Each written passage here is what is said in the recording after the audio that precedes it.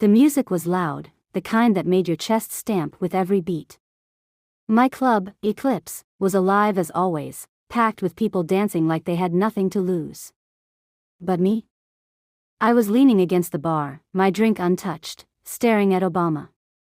He was on stage behind the DJ booth, his hands moving like magic over the turntables. The crowd loved him, I couldn't help but smile. He had a way of pulling everyone into his world, even me, especially me. That night felt different, though. There was a tension in the air, a feeling I couldn't shake. It wasn't just the music or the drinks, it was what was happening behind closed doors, the secrets we carried, secrets that could destroy everything. My husband, B, wasn't there. He rarely came to the club. It didn't fit his image, a city councilman with a growing campaign to shut down places like this. My marriage was already hard to explain, but the irony of it all wasn't lost on me, neither was the fact that his son, my stepson, was the star DJ of Eclipse. As Obama's set ended, the crowd roared, and he stepped off the stage, his eyes scanning the room until they found mine. That look, it always left me breathless. He walked over, his confidence like a spotlight in the dark. "Auntie Gloria," he said, teasing, that was his way of keeping things innocent. But we both knew the truth. I tried to laugh it off, but my chest tightened. This thing between us, it wasn't supposed to happen, I didn't plan it. But plans? They don't mean much when your heart and your head are at war. "Nice set," I said, keeping my voice steady. "Thanks," he replied, leaning closer. His cologne mixed with the smells of the club, sweat, smoke, and something electric. "Can we talk?" My pulse quickened. "Not here." He nodded, understanding. We always knew how to be careful. Too much was at stake, my business, his father's career, our sanity. Yet there we were, caught in a web of choices we couldn't undo. As I walked toward the back office, Obama followed. Every step felt heavier than the last. I knew this wasn't just about us anymore, this was about everything we stood to lose, and it all started with one choice, one moment I couldn't take back. Inside the office, the noise of the club faded to a low hum, but the tension between us didn't. Obama closed the door softly behind him, and I felt the air shift. My back was to him, but I could feel his presence like heat on my skin. I didn't turn around immediately, I needed a moment to breathe. "What is it?" I asked, my voice steady, though my heart wasn't. "I think your husband is starting to suspect something," he said, his voice low but firm. I spun around, my chest tightening. "What do you mean?" "He came to see me this morning, out of the blue.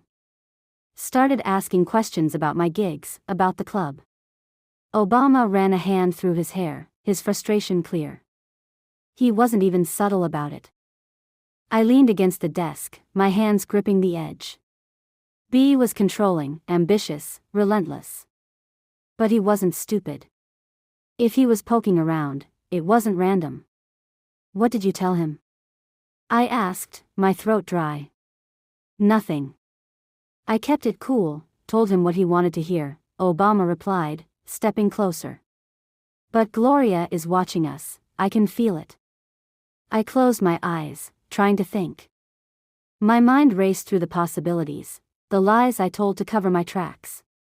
Bill didn't care about the club, it was just a pawn in his campaign against nightlife. But if he found out about Obama and me, that wasn't something I could spin. "This can't keep happening," I said, more to myself than to him. "We need to stop." Obama laughed softly, a bitter sound.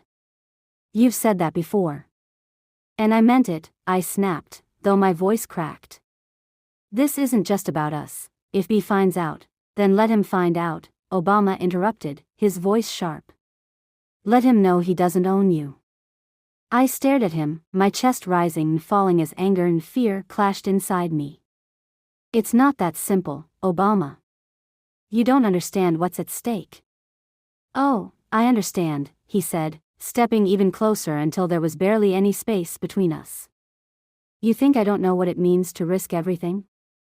I'm risking it too, Gloria." His words hit me like a punch to the gut. I wanted to deny it, to push him away, but the truth was I felt the same way. He wasn't the only one risking everything, we were both tangled in this mess. And every time I thought about walking away, something pulled me back. I can't, my voice broke as I looked away. But Obama reached out gently, turning my face back to him. You can, he said, his voice soft now. You just don't want to, and neither do I. Before I could respond, there was a knock at the door, a sharp, deliberate knock that made my stomach drop. Gloria, it was Bee's voice, calm and commanding and far too close for comfort. Obama's hand dropped from my face, and we both froze. My heart pounded as I stared at the door, my mind scrambling for an explanation. I saw Obama come in here, Bee continued. Are you two having a meeting without me? My throat went dry, this was it, the moment where everything could fall apart. Obama glanced at me, his jaw tight. What do we do? He whispered. I didn't have an answer. All I could do was pray that whatever I said next wouldn't destroy us both. I forced a smile, even though my hands were trembling. Coming, Bee, I said, trying to sound casual. The door opened, and there he was, my husband, tall, sharp, and unreadable as always. His eyes scanned the room, first landing on me, then on Obama, who stood a few steps behind, trying his best to look unbothered. Bee's lips twitched into a small smile, the kind that always made me uneasy. Interesting, he said, stepping inside and closing the door behind him. I didn't realize Obama was so involved in the business side of things. I swallowed hard, my mind scrambling for a response. He's not really, I said quickly. He just had some ideas for the weekend lineup, thought it was worth discussing. Bee's gaze shifted to Obama. You're a DJ, not a club manager. Since when do you care about lineups? Obama hesitated for a moment, then shrugged. I can, since I noticed some nights draw bigger crowds than others. Thought it might help her, that's all. Bee's smile didn't reach his eyes. He stepped closer to Obama, towering over him. How thoughtful of you, he said, his voice dripping with sarcasm. But maybe you should stick to music and leave the business to your stepmother. Don't you agree, Gloria? I nodded quickly, trying to diffuse the tension. Of course, he was just being helpful. Bee looked at me, then his dark eyes burning into mine. For a moment, it felt like he could see everything, the lies, the secrets, the guilt. I held my breath, waiting for him to say something. But he just smiled again.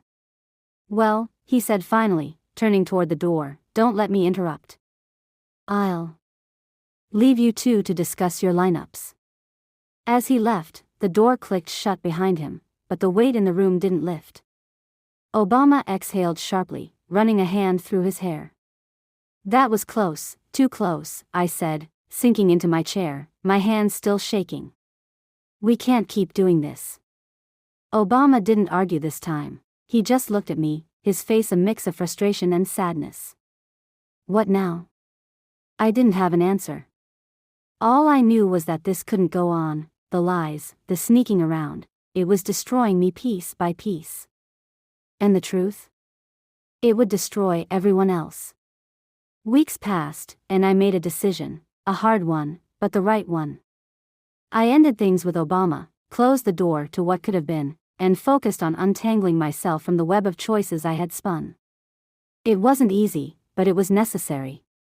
Bee and I didn't last much longer, his ambitions consumed him, and I realized I had lost myself trying to keep up. So, I let him go too. As I stood in the empty club one night, long after the music had stopped and the lights had dimmed, I thought about everything I had learned. Ladies, we often find ourselves making choices for love, for survival, for peace. But in doing so, we sometimes lose sight of ourselves. Don't let that happen. Don't sacrifice your soul for anyone, not for a man, not for ambition, not for fleeting moments of escape. Find your truth and hold on to it. Because at the end of the day, when the music fades and the crowd is gone, you're the one left standing. Make sure you like the person you see.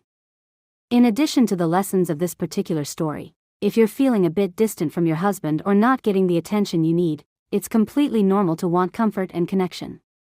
But instead of seeking that connection elsewhere, like with your stepson, take this as an opportunity to work on your marriage.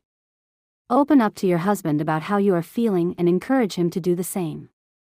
Spend more time together doing things you both enjoy, or even try something new to rekindle the excitement.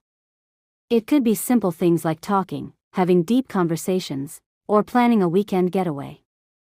If things feel too tough to handle on your own, do not hesitate to seek advice from a counselor or a trusted friend.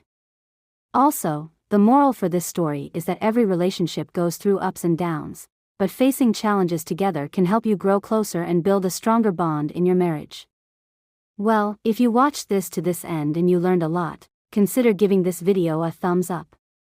Also, drop a comment using the comments section below, and don't forget to subscribe to the Infidelity series so that whenever we drop a new video here on the channel, you'll be the first to be notified whenever we have a new video. With that being said, see you all in our next video.